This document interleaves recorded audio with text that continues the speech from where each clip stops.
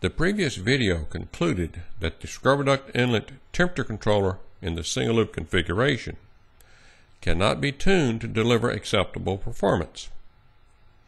This video begins the discussion as to what do we do now?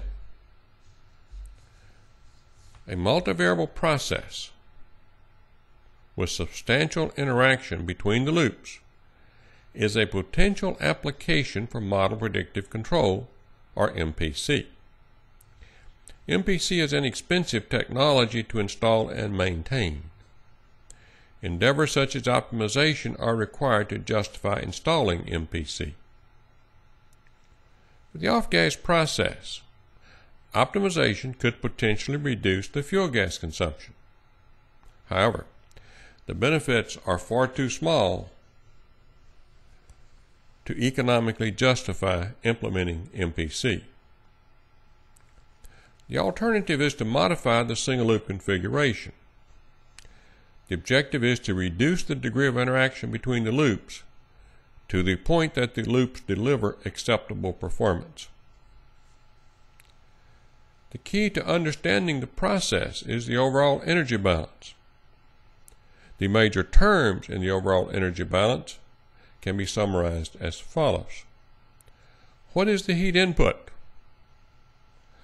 The heat transferred by the furnace to the fresh air is the product of the fuel flow, fuel heating value, and furnace efficiency. Where does this heat go? The off gas and the fresh air are heated from their respective inlet temperatures to the scrubber duct inlet temperature. Some of the heat to the furnace is lost from the baghouse. The baghouse is insulated, so the heat loss is very small. Consequently, the heat loss is a minor term that we can ignore in a qualitative analysis. In the single loop configuration, the scrubber duct inlet temperature is the problem loop.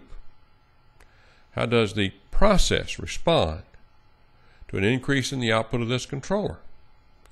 To be more specific, the question is how the process alone responds, which means how the process responds with all controllers on manual. Opening the damper to scrubber duct inlet increases the flow of hot air through this damper. But where does the additional hot air come from? One source is stealing hot air from baghouse inlet. This is redirecting hot air from the baghouse inlet to the scrubber duct inlet. The second source is an increase in the flow of fresh air through the fresh air damper. The actual effect is some combination of these two. How much of each depends on the pressure drops across the respective dampers. But instead of sorting out how much of each actually occurs, let's see what the overall energy balance tells us about each individual effect.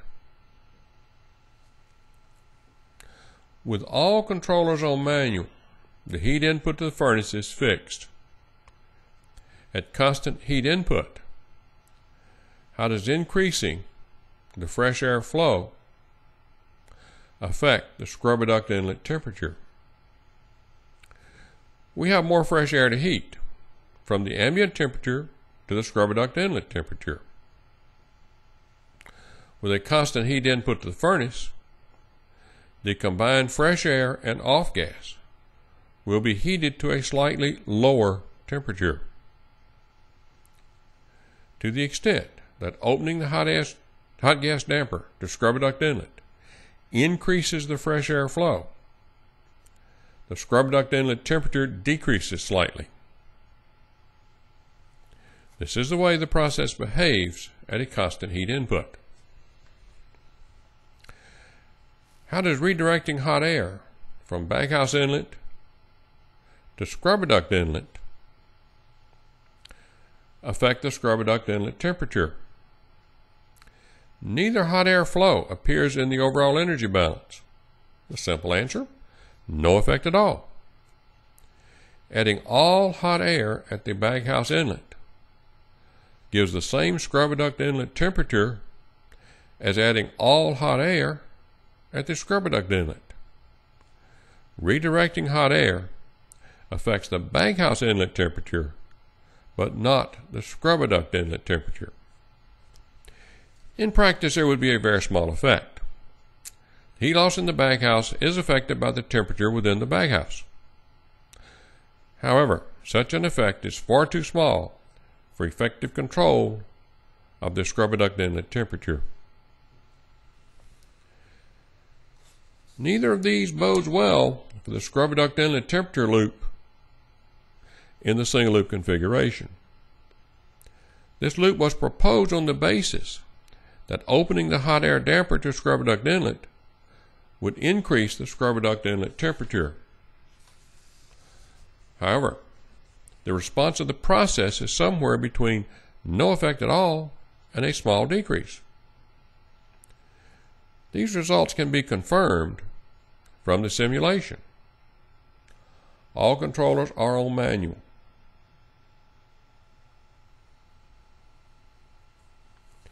Increase the opening of the hot air damper to scrubber duct inlet from 43.4 to 48.4.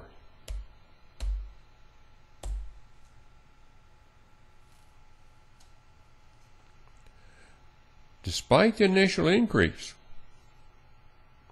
the long-term effect on the scrubber duct inlet temperature is a decrease of 3 degrees Celsius, from 80 degrees Celsius to 79.7 degrees Celsius. Analyses based on the steady-state overall energy balance suggest the long-term effects. Ultimately, these determine the fate of a control configuration. When the long-term effect is either very small or in the wrong direction, the controller has to work through one or more other controllers.